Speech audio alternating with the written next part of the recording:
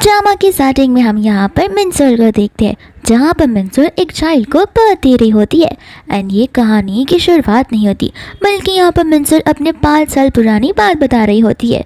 फिर यहाँ से हम सीधा और 1 साल पीछे चले जाते हैं, जहाँ पर हमें मिनसोल बता रही होती है कि तब से लेके अब तक उसकी पूरी की पूरी बॉडी जो है वो पैरालाइज्ड है। एंड उस समय यहाँ पर मिनसोल मिडिल एज में थी, जहाँ पर बहुत ज़्यादा दंगेबाजी हो रही थी।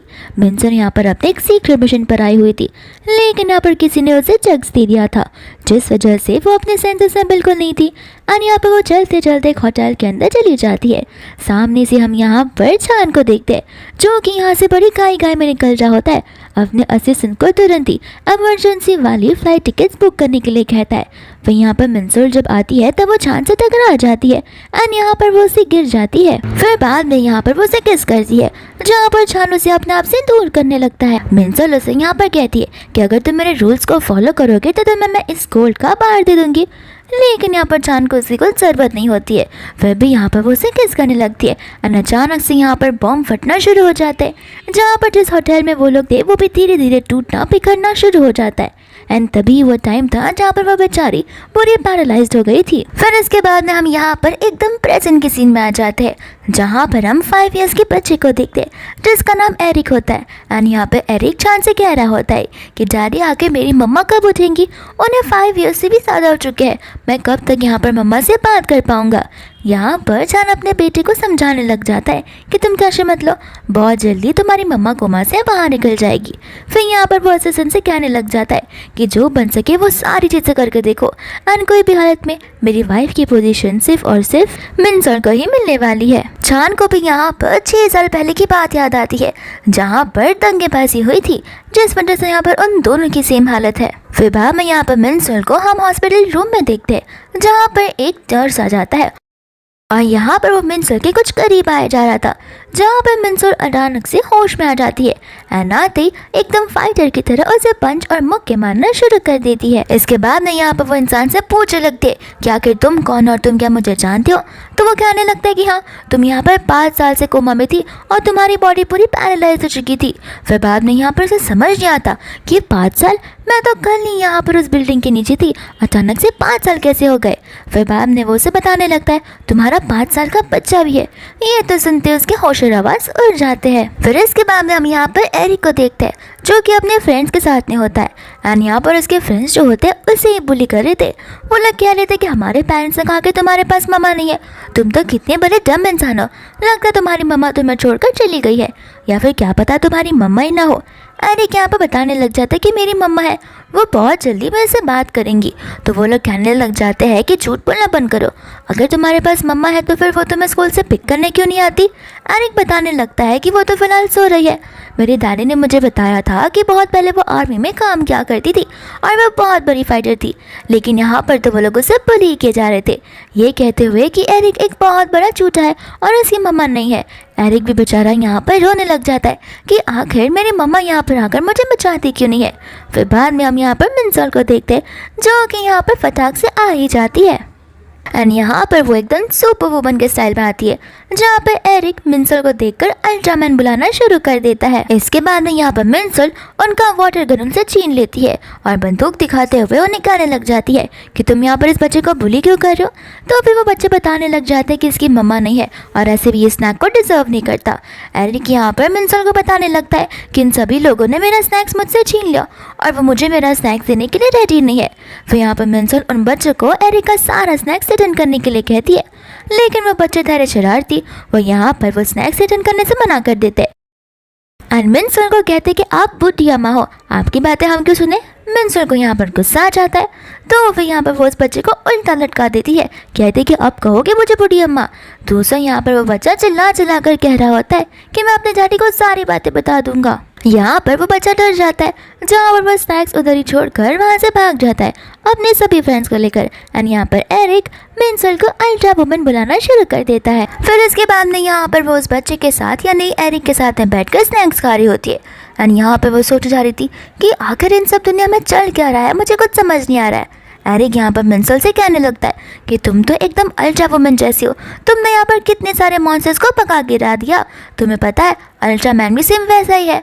फिर बाद में यहाँ पर वो सोचने लग जाती है कि मुझे अल्ट्रा मैन अल्ट्रा वुमन करके क्यों बुला रहा है। फिर वो उसे बताने लगती है कि तुम्हें पता नहीं है, मैं बैटल ग्राउंड में हमेशा जीता करती हूँ, मेरे सामने तो कोई मैन भी नहीं टिक सकता। अन्य बात सुनती एरिक बड़ा इम्प्रेस हो जाता है, जहाँ पर मिंसल को एकदम पुरानी बात याद आती है जो कि 6 साल पहले की थी। फिर बाद में यहाँ से वो जाने लगती है, जहाँ पर एरिक उसे पकड़ लेता है, कहता है कि तुमने बैटल ग्राउंड में भी बैटल किया है, इसका मतलब यह है कि तुम तो मेरी मम्मा हो।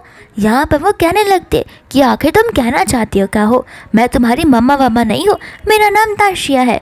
लेकिन यहाँ पर एरिक तो उसकी बात सुनने के लिए रेडी नहीं था और वो उसे बार बार अपनी मम्मी ही बुलाया जा रहा था। फिर उसके बाद यहाँ पर एरिक अपनी स्मार्टनेस को यूज़ कर कर मिंसल को कहने लग जाता है कि देखो, एक बार समझ कर देखो, मेरे डैडी के पास बहुत सारे पैसे, तो अगर तुम मेरे डैडी के साथ में शादी कर लोगी तो फिर तुम्हें एक और बेबी मिल जाएगा जो कि मेरे जैसा ही स्मार्ट होगा और तुम्हारे जैसा भी स्ट्रॉन्ग होगा।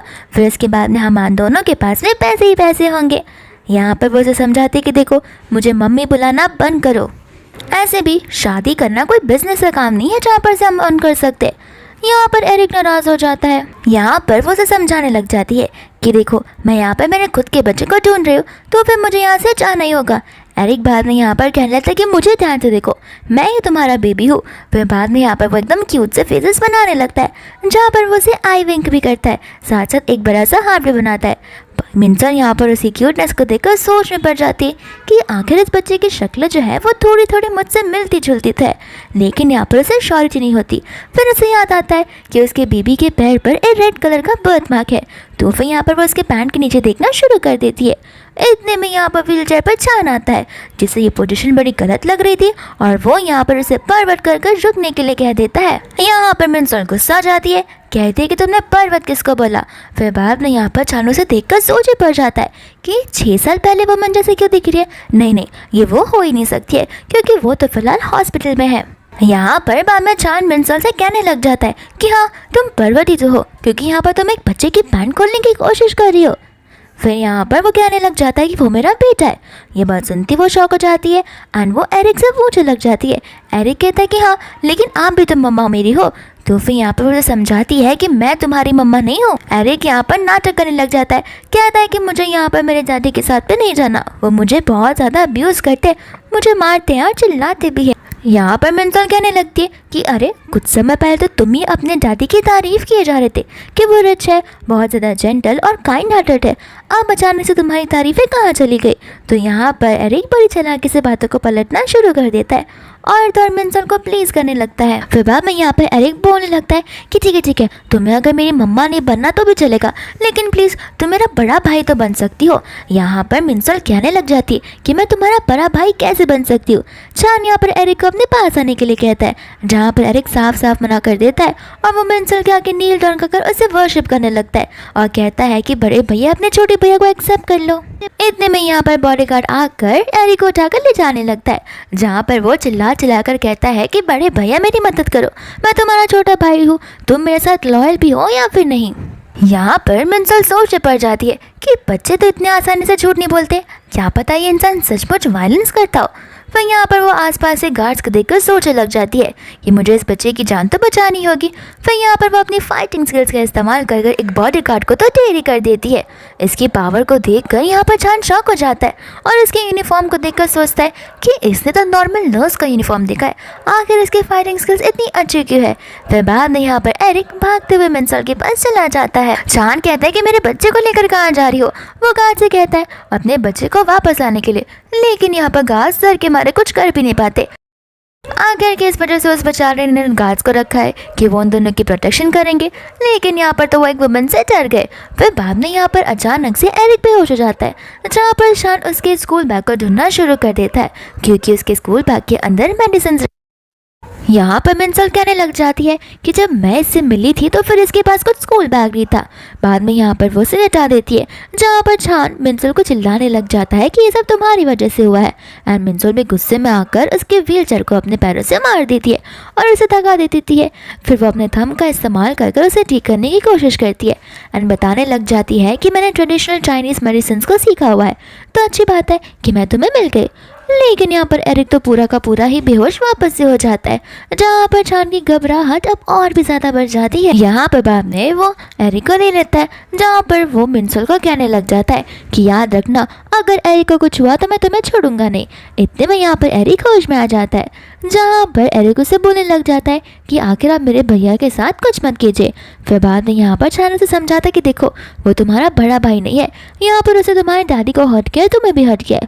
लेकिन एरिक यहाँ पर समझाता है कि जब बॉडीगार्ड ने मुझे ले लिया था तब इन्होंने मेरी मदद की थी, और कुछ समय पहले भी, तो फिर यहाँ पर तो वो बहुत काइंड इंसान है और हम उनके साथ में गलत कर रहे हैं। इसके बाद में यहाँ से वो जाने लग जाती है, जहाँ पर एरिक कहता है कि प्लीज़ मेरे बड़े भैया को यहाँ से जाने मत दो।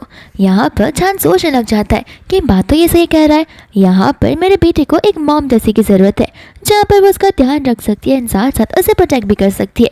तो मुझे लगता है कि इसकी केपेबल बिल्कुल है।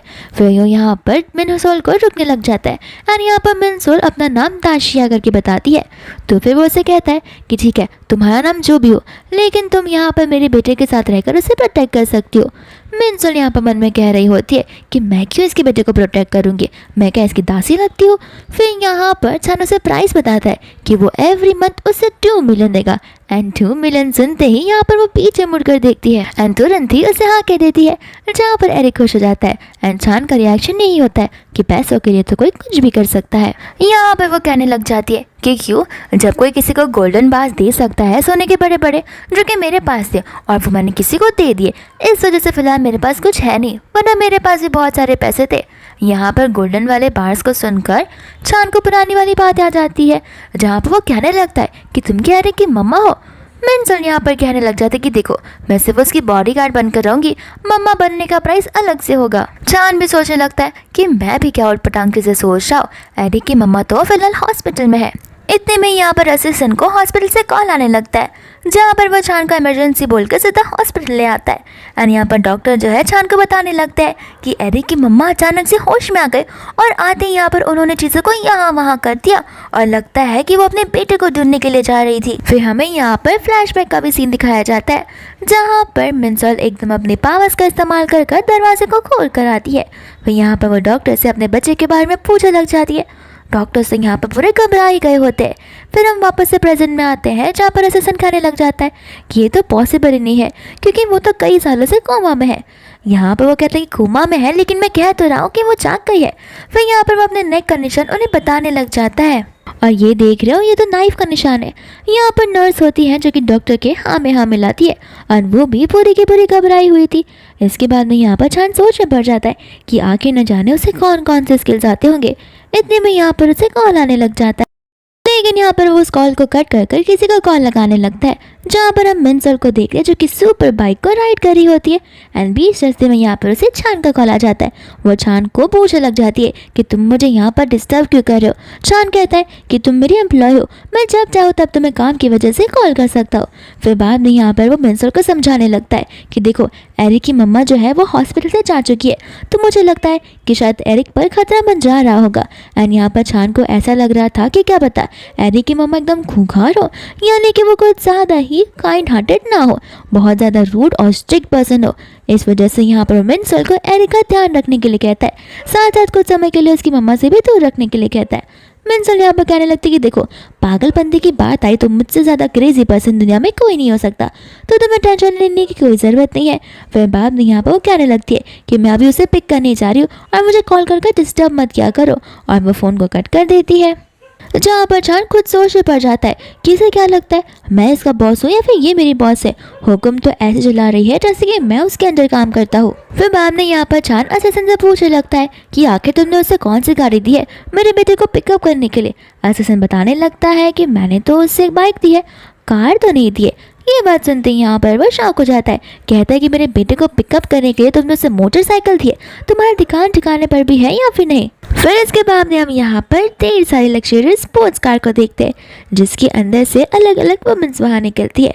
एंड यहाँ पर वो अपने बच्चों को स्कूल से पिक करने के लिए आई थी। यहाँ पर इन्हें देखकर तो ऐसा लगता है कि वो दोनों एक दूसरे की बहुत अच्छी फ्रेंड्स होंगी, लेकिन ऐसा बिल्कुल नहीं होता। वो लोग एक दूसरे की मन में बुराइयां करते रहते हैं।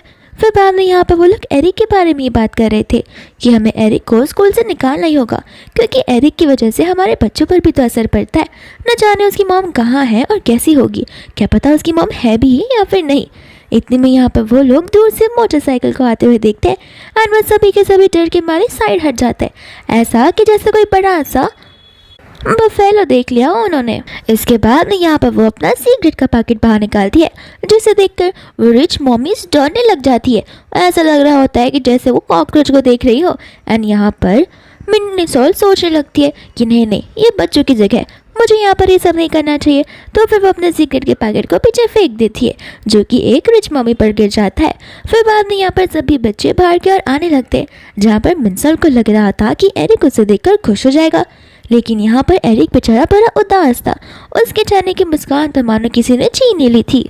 फिर इसके बाद में यहाँ पर वो उसके हाथ पैर को चेक करने लग जाती है, जहाँ पर चोट के निशान थे। तो वो पूछती है कि क्या वो वही बच्चे हैं जो कि गार्डन एरिया में तुम्हें बुली कर रहे थे। और यहाँ पर एरिक मुंडी हिलाते हुए उसे हाँ कहने लगता है। मिंसल को यहाँ पर गुस्सा आ जाता है, जहाँ पर वो उस बच्चे को देखती है तो वो बच्चा एक बच्ची को भी बुली कर रहा होता है और उसके स्नैक्स मांग रहा था। तो वो उसके पास जाने लगती है, जहाँ पर मिया भी यहाँ पर उसके पीछे पीछे जाती है। मिंसल को लगता है कि हो सकता है ये एरिक की रियल वाली मम्मा हो, जो कि क्रेजी है और उसे वापस लेने के लिए है। तो वो उसे मानने लग जाती है।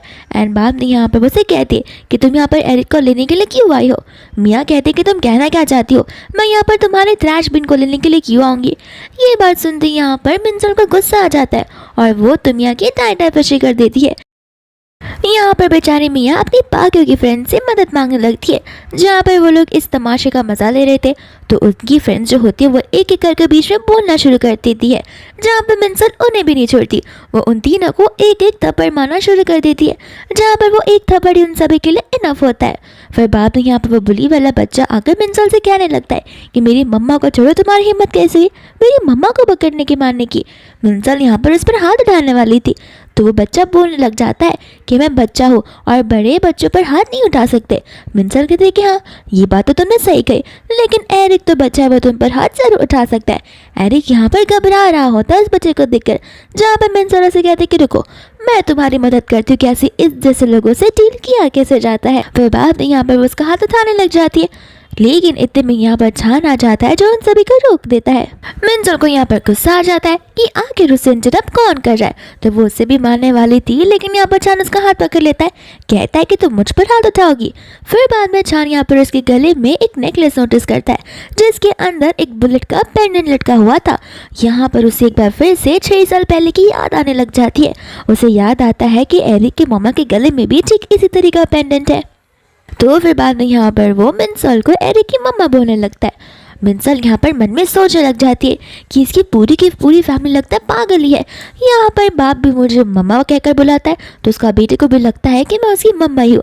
लगता है हम दोनों की शक्ल मिलती जुलती रहेगी। लेकिन फिर बाद में यहाँ पर चांद हर एक बच्चे के गले को नोटिस करता है, जहाँ पर उन सभी ने सेम कलर का ही पेंडेंट पहना होता है। तो वो अपने असिस्टेंट को पूछने लगता है कि आखिर बच्चों ने सेम पेंडेंट क्यों पहना है। असिस्टेंट यहाँ पर उस ग्रेट शो के बारे में बताने लगता है, जो कि आजकल बच्चों में बहुत फेमस हो रहा था, और इसमें जो वेयरवुल्फ होता है वो सेम पेंडेंट पहनता है। इस वजह से बच्चे इंस्पायर होकर इसे ये वाला पेंडेंट पहनना शुरू कर दिए हैं। मिया यहाँ पर मिंसल को मारने के लिए आगे बढ़ती है, लेकिन वो मिंसल को देखकर घबरा जाती है और छान के पास जाकर उससे कंप्लेन करना शुरू कर देती है। छान यहाँ पर मिंसल को सुनाने लगता है। मिंसल कहते कि मैंने कुछ गलत नहीं किया, एक बार तुम एरिक के हाथ पैर को देखकर देखो। जहाँ पर वो जैसे उसके हाथ पैरों को नोटिस करता है उसे समझ आता है कि बेचारे को कोई तो बुली कर रहा था। और यहाँ पर वो वही बच्चे होता है जो कि प्लेग्राउंड में उसे धक्का तक देते हैं। यहाँ पर वो उसे बोलने लग जाता है कि आखिर तुम मुझे ये सारी बातें क्यों नहीं बताते थे। एरिक यहाँ पर as a good and gentle boy और एज ए स्मार्ट किड से बताता है कि मैंने चाहता था कि मैं आपको किसी भी बिजनेस वाले काम में कॉल कर इंटरप्ट करूँ, इस वजह से मैंने आपको कुछ ही बताया था। मिंसल यहाँ से जाने लगती है, जहाँ पर छान उसे गुस्से में रोकने लगता है। इतने में असिस्टेंट को कॉल आ जाता है, जहाँ पर उन्हें एरिक के रियल मम्मा के सारी चीज़ों के बारे में पता चल जाता है, वो कहाँ पर रहती थी और क्या करती थी। तो फिर यहाँ पर वो चीज़ एरिक सुन लेता है। एरिक सोचता है कि यहाँ पर छान का और मेरी मम्मा का झगड़ा हो सकता है, तो मैं यहाँ पर मेरी रियल मम्मा से मिलने के लिए जा सकता हूँ। टॉपिक को चेंज कर कर फिर यहाँ से वो तुरंत उन्हें लेकर जाने लग जाता है। इसके बाद में यहाँ पर छान और वो सभी लोग उस लोकेशन पर पहुँच जाते हैं जहाँ पर हम शीन को देखते हैं। एरिक यहाँ पर शीन के पास जाता तो है, लेकिन उसके फेस देखते ही उसके पीछे नहीं भागता बल्कि उसे दूर भाग जाता है। यहाँ पर शीन कहती है कि कितना टाइम हो गया, मैं 6 साल से कोमा थी, फाइनली मैं तुमसे मिल ही गई हूँ। यहाँ पर चांद सोच रहा होता है कि ये एरिक की मम्मा तो बिल्कुल नहीं हो सकती।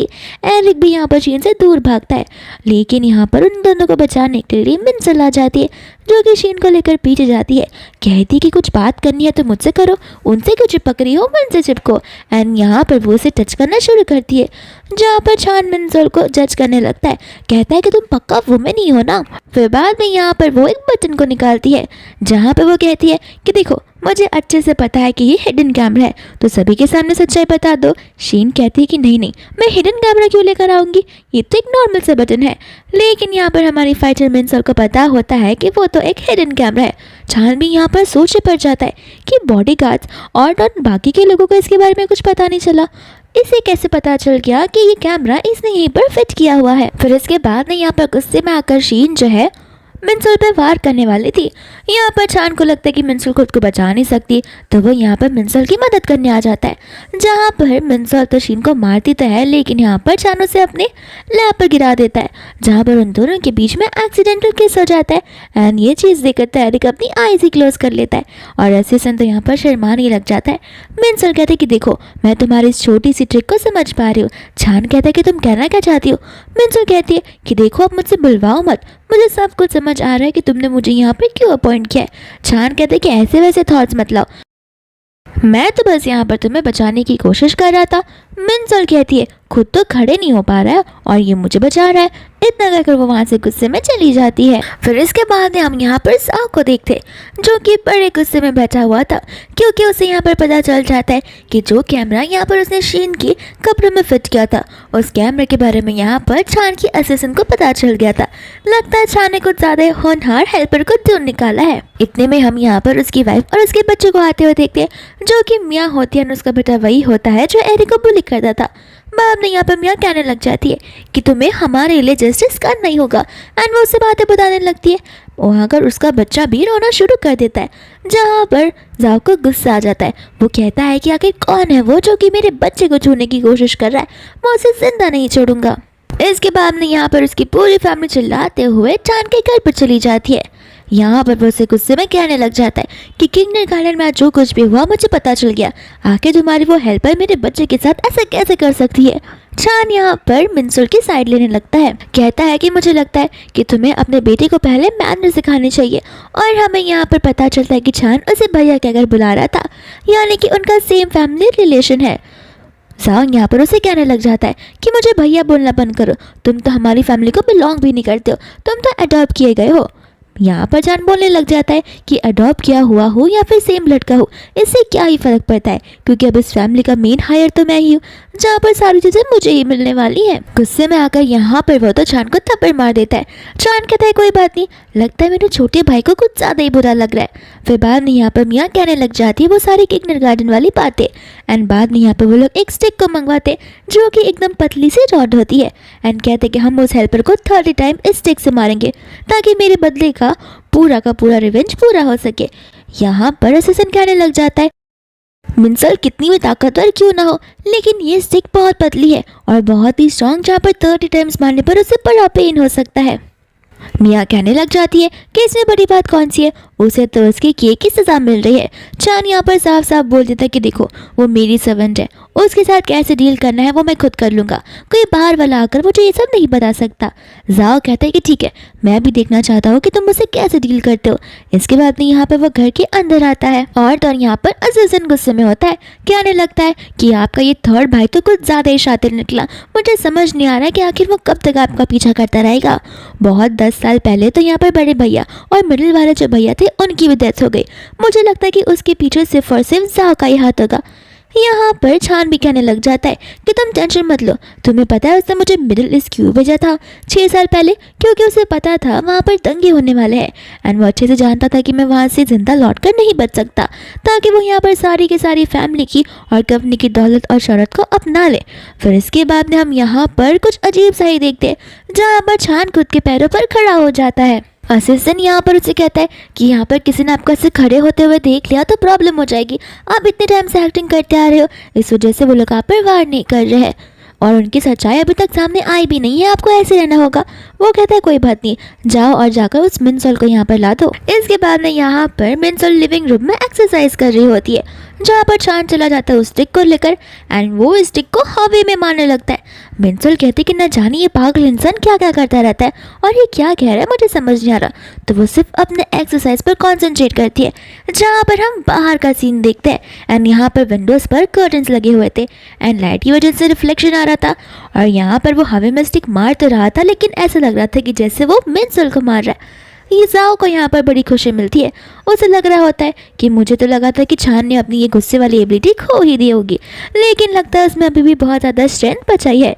एंड यहाँ पर हम मिनसोल को देख रहे होते हैं, जहाँ पर वो छान किस एक्टिंग से परेशान हो रही थी, लेकिन गलती से वो सिक्स सचमुच मिनसोल को लग जाती है, जहाँ पर छान तो एकदम घबरा ही जाता है। और दोस्तों यहाँ पर असिस्टेंट जो है जाओ की फैमिली को वहाँ से जाने के लिए कह रहा था, बोलता है कि उन्हें उनके किए की सजा मिल गई, आप लोग अब यहाँ से जा सकते हो। जाओ यहाँ से जाने ही वाला था, जहाँ पर उसे छान के चिल्लाने की आवाज़ आती है।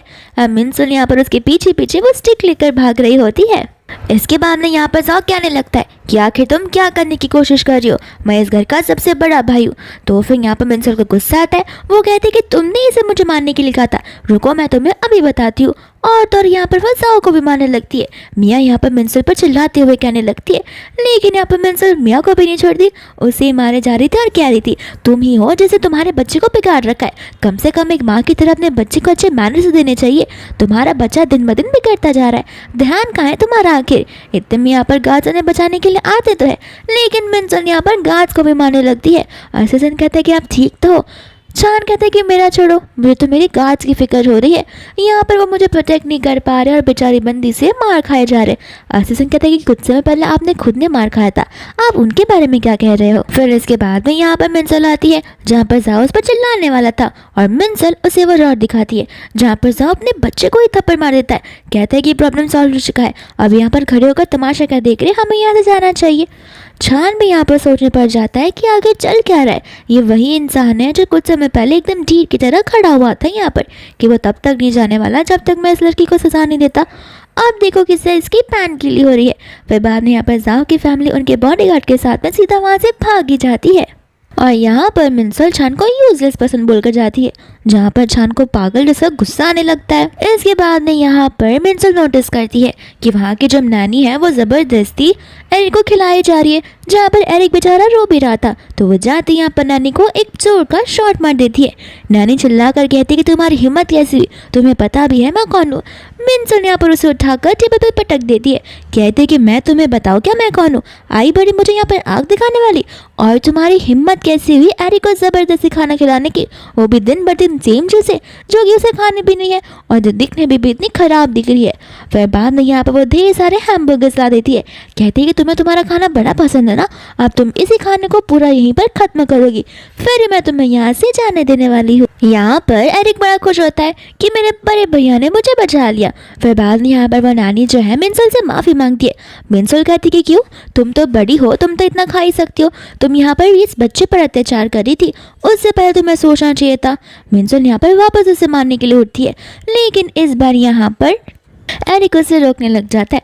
मिनसोल कहते हैं तुम टेंशन मत लो, जब तक मैं हूँ तब तक तुम्हें कोई बुली नहीं कर सकता। एंड यहाँ पर वो नानी उस हैमबर्गर्स को खाना शुरू कर देती है। फिर इतने में यहाँ पर छान आ जाता है, जो पूछने लग जाता है कि आखिर यहाँ पर चल क्या रहा है। नानी यहाँ पर छान के पास जाने वाली थी, जहाँ पर मिनसोल उसे वार्निंग देती है, जब तक हैमबर्गर्स खत्म नहीं होगा तब तक यहाँ से एक कदम भी आगे मत बढ़ना।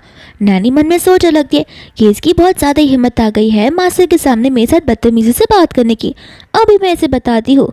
फिर इसके बाद में यहाँ पर नैनी चांद से कंप्लेन करने लगती है कि देखो ये मुझे मारना चाहती है। फिर वो उसके पास जाने वाली थी, लेकिन यहाँ पर मिंसल एक नाइफ को उठा लेती है और उसकी उंगलियों के बीच में डाल देती है।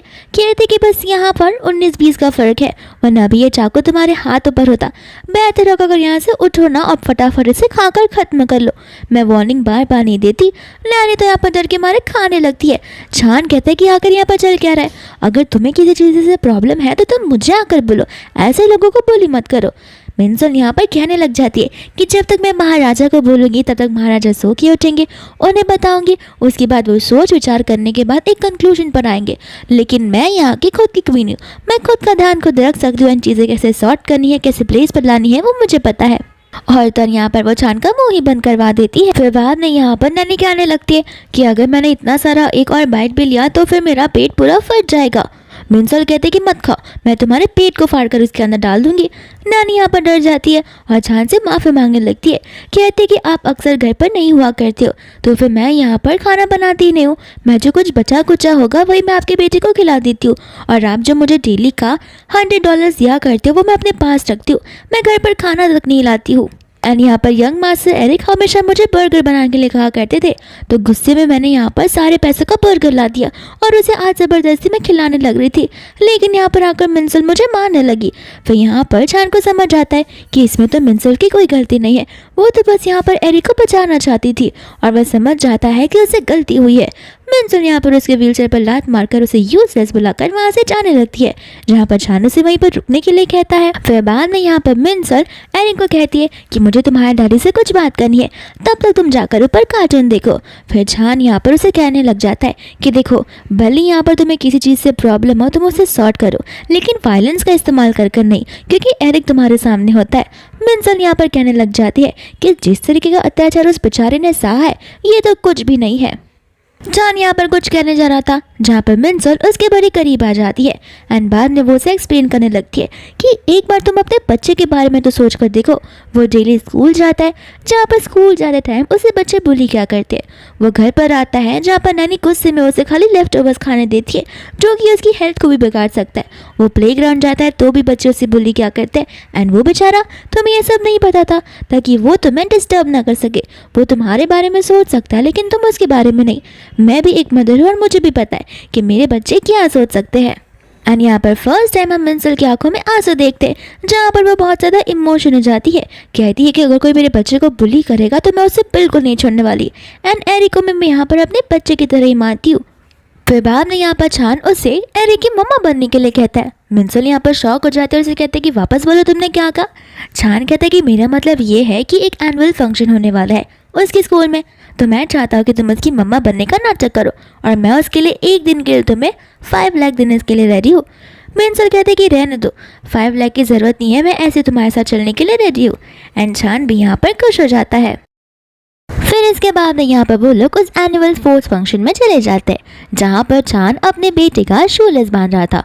फिर बाद में यहाँ पर मिंसल को उस बर्थ माँ की याद आती है, जो कि यहाँ पर उसके पैरों पर नहीं थी। तो मिंसल को लगने लगता है कि शायद से वो ओवरथिंक कर रही है या फिर उसे ढंग से कुछ याद नहीं है।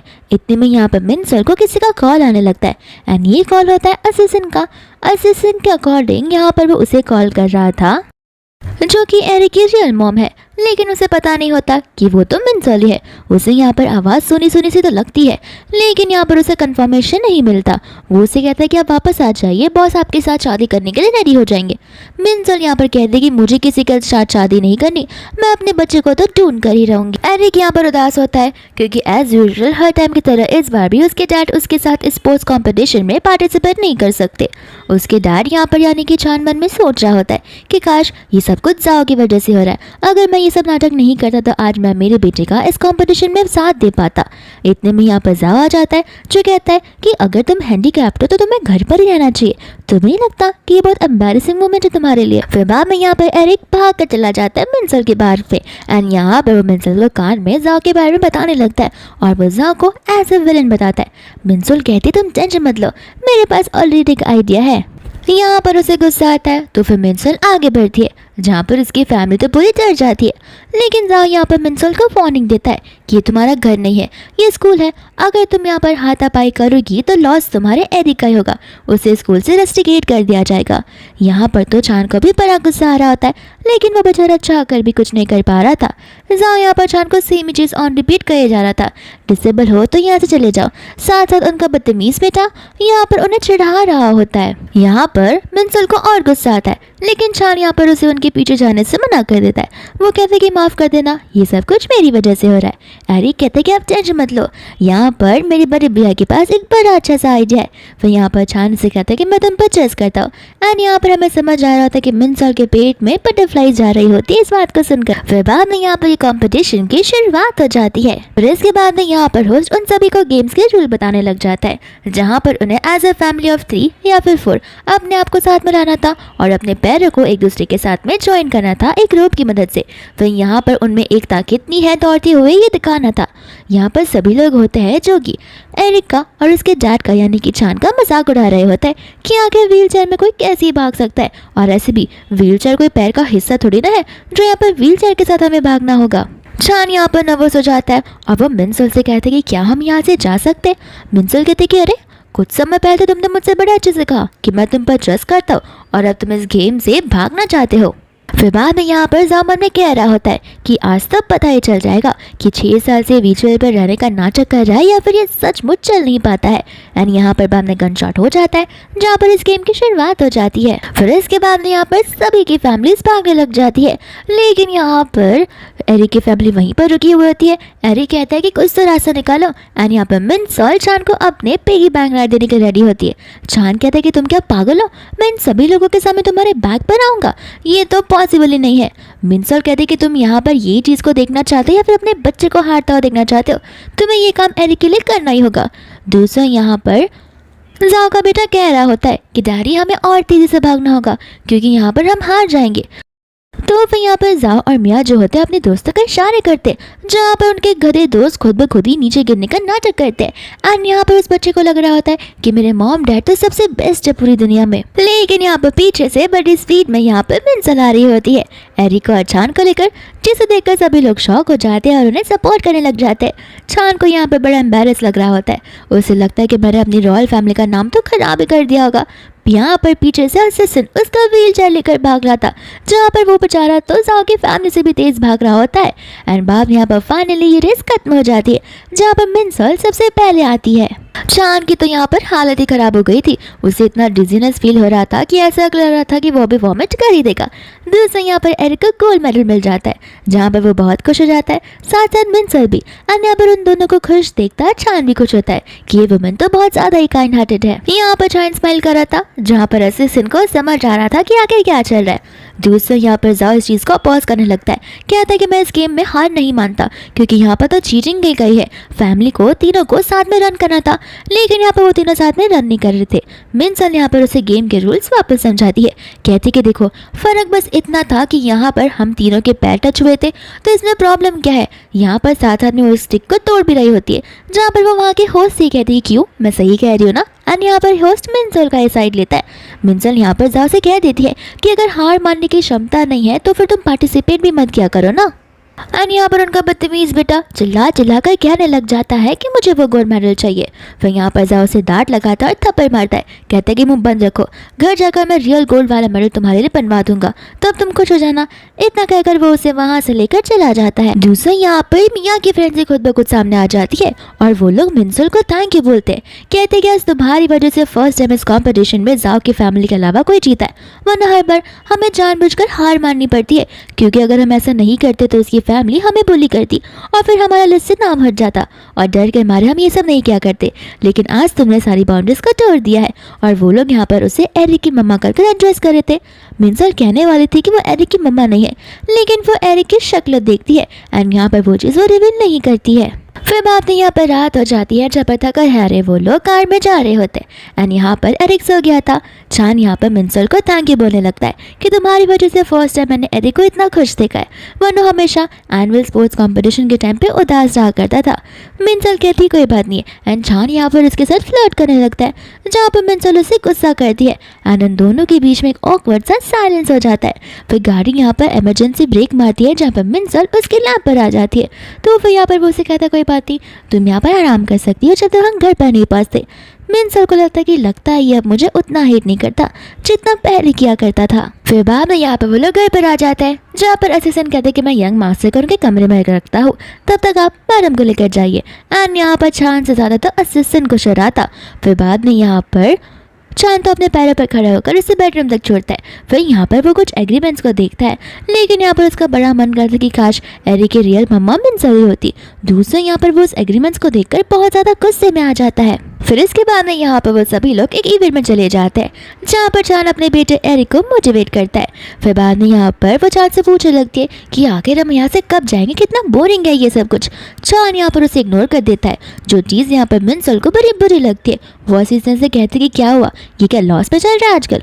असिस्टेंट कहते कि नहीं, हो सकता है कि शायद से आप ही ने बॉस को गुस्सा दिलाया हो।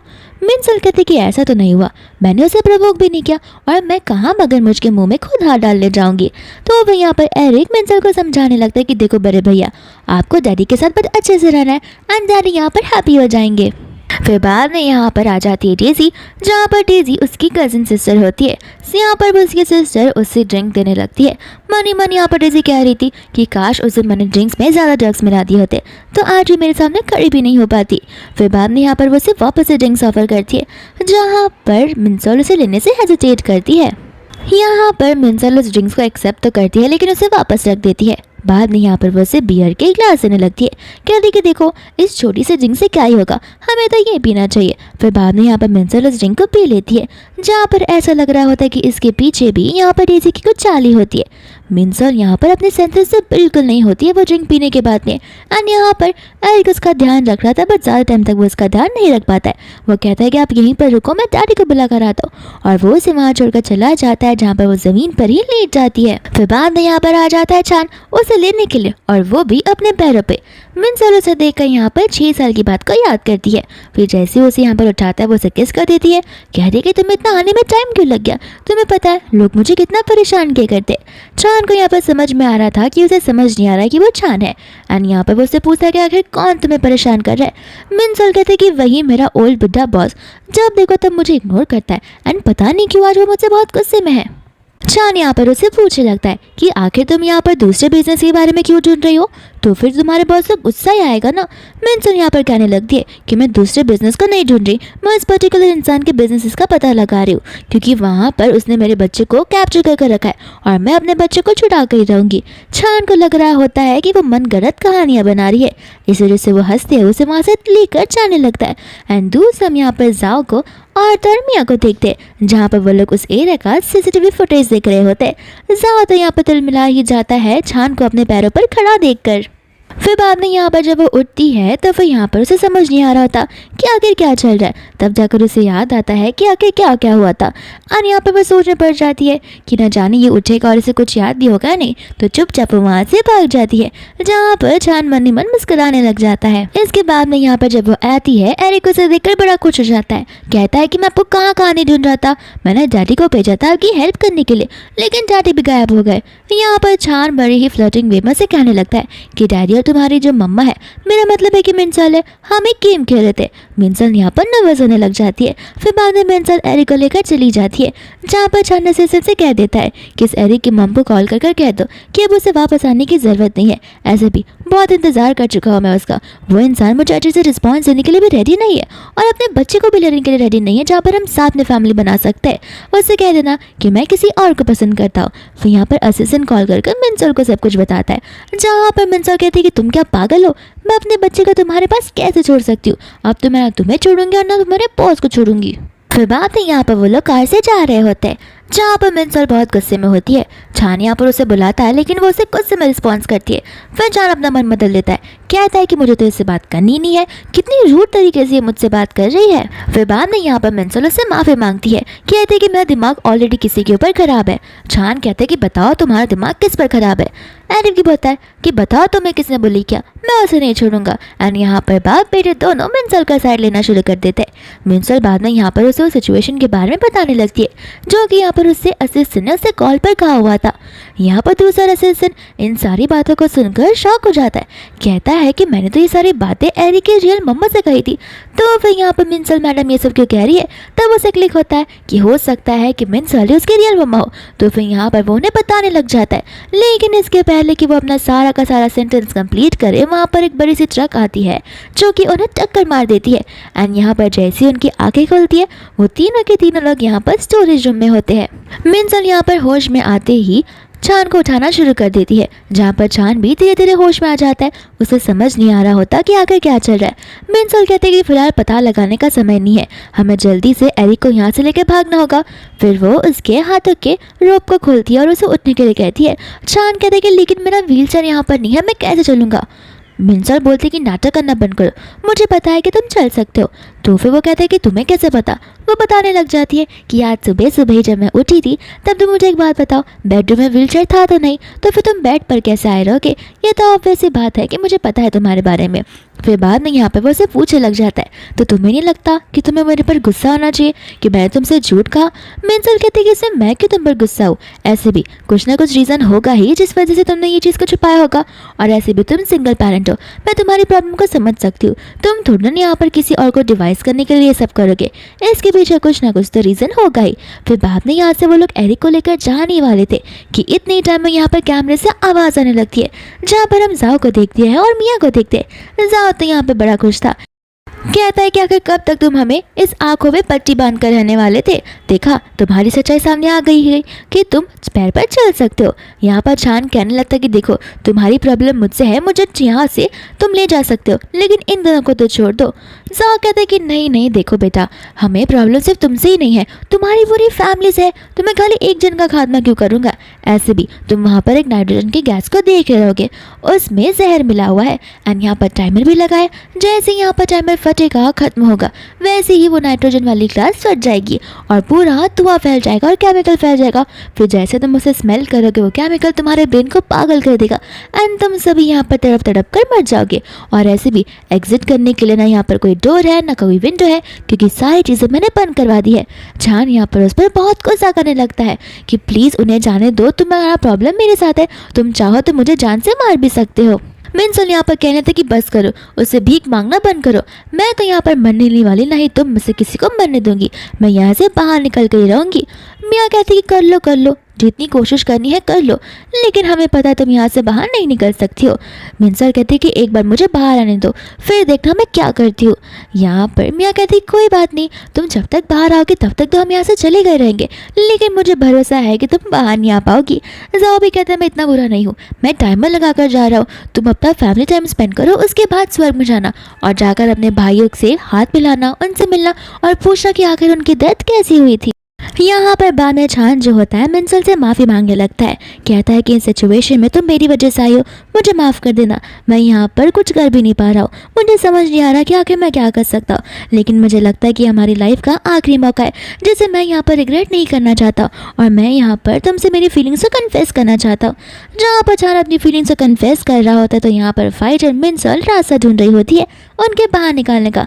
बाद में यहाँ पर उसे ग्रिल जैसा कुछ नजर आता है जो कि एकदम पतला सा मेटल था। चान यहाँ पर उसे कहने लग जाता है कि देखो मुझे नहीं लगता कि हम इस मेटल को पार कर सकते, क्योंकि ये शायद से बहुत ज़्यादा ही मोटा हो सकता है, ये इसे पार कर पाना, ऐसे तोड़ पाना बहुत मुश्किल हो जाएगा हमारे लिए।